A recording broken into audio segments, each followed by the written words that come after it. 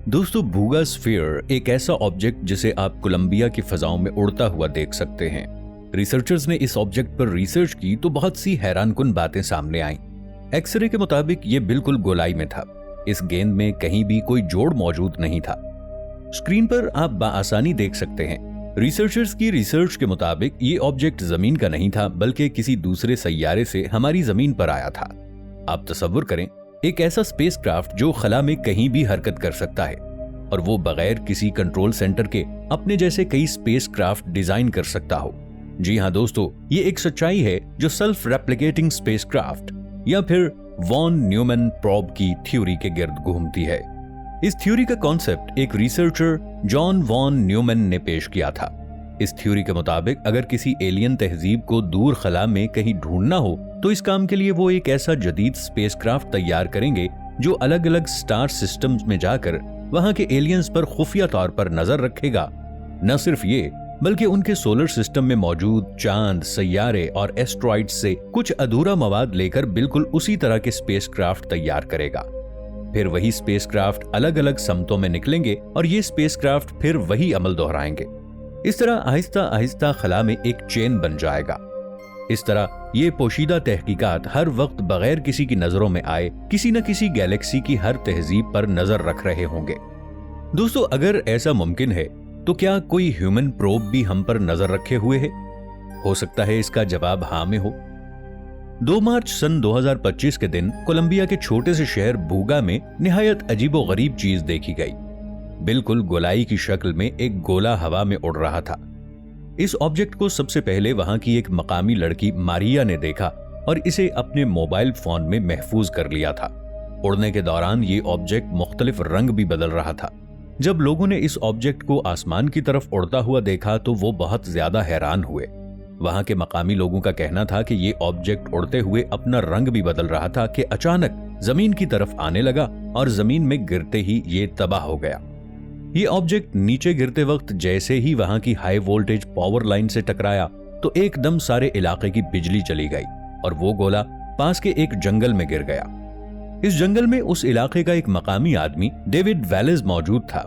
उस शख्स ने इस ऑब्जेक्ट को उठा लिया और उसने बताया कि ये ऑब्जेक्ट बिल्कुल किसी फुटबॉल के साइज जितना गोल था।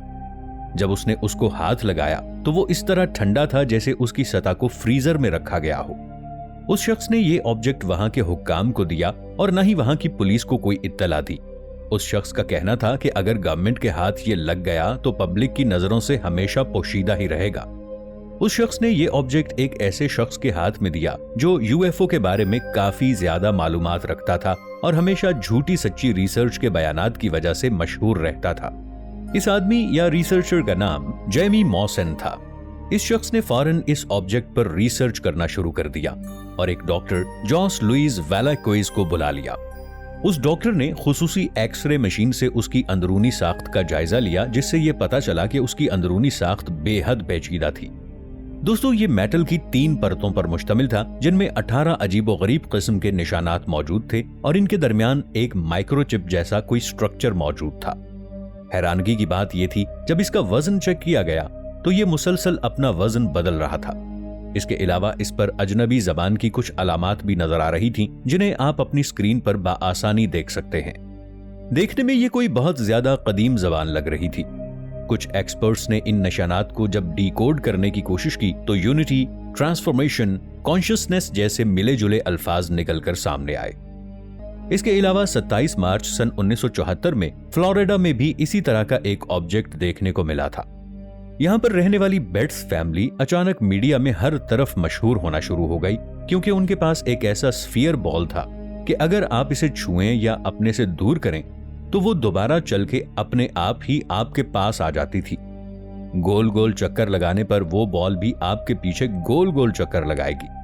अगर इस बॉल को टेबल से नीचे गिराना चाहें तो वो एकदम अपने आप में तवाजुन पैदा करके अपने आप को गिरने से बचा लेगी। बनावट और वजन के एतबार से ऐसा बिल्कुल नहीं लगता था कि इसको किसी इंसान ने बनाया है। वैसे तो ये गेंद उसी खानदान की मलकियत था, क्योंकि उसी खानदान के एक बच्चे ने अपने घर के जलते हुए खेतों में इस गेंद को पड़ा देखा था। जब वहां की अथॉरिटीज को इस बॉल के बारे में पता चला तो उन्होंने किसी न किसी तरीके से उनसे ये गेंद निकलवा ली। ये गेंद सिल्वर रंग की थी और इसका डायामीटर 8 इंच और वजन 10 किलो के आसपास था। इस गेंद में भी किसी किस्म का कोई जोड़ नहीं था। इस खानदान के बच्चों ने इस गेंद का हर तरह से मुआयना किया, मगर उन्हें इसमें कुछ खास नजर न आया, तो उन्होंने इस गेंद को अपनी खिड़की के पास रख दिया। उन्हें इस बॉल के अजीबोगरीब होने का उस वक्त पता चला जब उस खानदान का एक बच्चा उसी खिड़की के पास बैठकर गिटार बजा रहा था। उसने देखा कि उस बॉल के अंदर से म्यूजिक की आवाज आ रही है। ये लड़का उस गेंद को उठाकर लिविंग रूम में ले जाता है। ये लड़का सबको दिखाता है कि कैसे बॉल उसके पीछे पीछे चल रहा है। अब ये गेंद उस फैमिली समेत पूरी दुनिया में मशहूर हो गई। ये गेंद छूने पर चलने, यहां तक कि म्यूजिक का भी जवाब देती थी। ये गेंद सूरज की रोशनी में और ज्यादा एक्टिव हो जाती थी। रिसर्चर्स और बाहर के लोगों ने देखा कि उस गेंद के बारे में जिस तरह बताया जा रहा था, ये बिल्कुल वैसा ही गेंद है। वहां की मिलिट्री जब इस गेंद को लेकर जाती है तो इस पर रिसर्च करते हैं, जिससे उन्हें पता चलता है कि इसका डायमीटर 7.96 इंच था और वजन तकरीबन 9.5 किलोग्राम के आसपास था। इसकी सतह बहुत ज्यादा गर्म थी और 1,20,000 पाउंड पर स्क्वायर इंच का दबाव इंतहाई आसानी से बर्दाश्त कर सकता था। उसके पास 2 पॉजिटिव और 2 नेगेटिव 4 मैग्नेटिक पोल थे। मगर जब यह बॉल रिसर्चर्स के पास गई तो उन्होंने रिसर्च के बाद यह गेंद दोबारा उस खानदान के हवाले कर दिया। मगर अब यह गेंद ना हरकत करता था और ना ही इसमें कोई मैग्नेटिक पोल था।